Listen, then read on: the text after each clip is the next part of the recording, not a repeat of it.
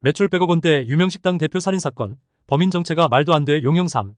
용감한 형사들 3에서 돈 때문에 파렴치한 범행을 저지른 범죄자들에 대한 검거기가 공개됐다. 지난 10일 방송된 티캐스트 2채널 용감한 형사들 3연출 이지선 36회에는 제주 동부경찰서 고석빈 경위와 전 강서경찰서 위달량 강력팀장이 출연했다. 첫 번째 사건은 연 매출 100억 원이 넘는 유명식당 대표가 사망한 채로 발견되면서 시작됐다. 현장 확인 결과 피해자 정 씨는 귀가 후 옷방에 갔다가 공격을 당한 것으로 보였다. 또한 명품 지갑과 수백만 원 상당의 현금, 휴대전화 등도 보이지 않았다. CCTV 분석팀은 사건 발생 추정일에 정 씨 빌라로 들어가는 수상한 남자를 포착했다. 빈 쇼핑백으로 빌라에 들어선 남자는 이후 가득 채워진 쇼핑백을 들고 나왔다.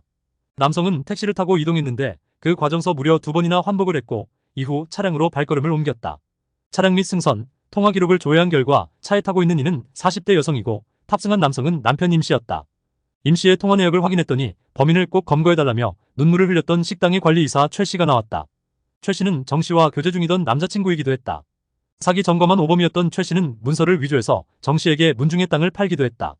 정 씨가 송금한 돈은 22억 원이나 됐고 월급도 3억 원이었다. 조사해보니 최 씨가 정 씨의 가게까지 노렸다는 것이 밝혀졌다. 정 씨가 정체를 의심하고 돈을 달라고 하자 청부살인을 지시한 것. 최 씨가 임 씨 부부에게 범행을 지시한 것은 무려 6차례였다. 최 씨는 몰래카메라를 구입해 정 씨 도어록 비밀번호를 알아내게 하고 정 씨가 집에 없는 시간까지 확인한 뒤 침입을 지시했다. 최 씨는 무기징역, 임 씨는 징역 35년, 임 씨 아내는 징역 5년을 받았다. 두 번째 사건은 미국인 남성으로부터 여자친구가 죽었다는 신고로 시작됐다. 평범한 주택가 2층 집으로 보였지만 현장은 내부를 개조한 옷 도매 전문 가게였다. 사망한 여성은 가게 주인의 딸로 흉기로 공격당한 후 목을 졸려 사망한 것으로 보였다. 외국인 출입이 잦은 곳이라 지문 조회조차 어려운 상황에서 형사는 다시 현장으로 갔고 그때 어떤 노트를 발견했다.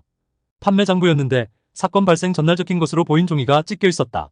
내용을 복원하기 위해 국과수에 필은 재생을 의뢰했고 주문자 이름인 JAY와 전화번호를 확인했다.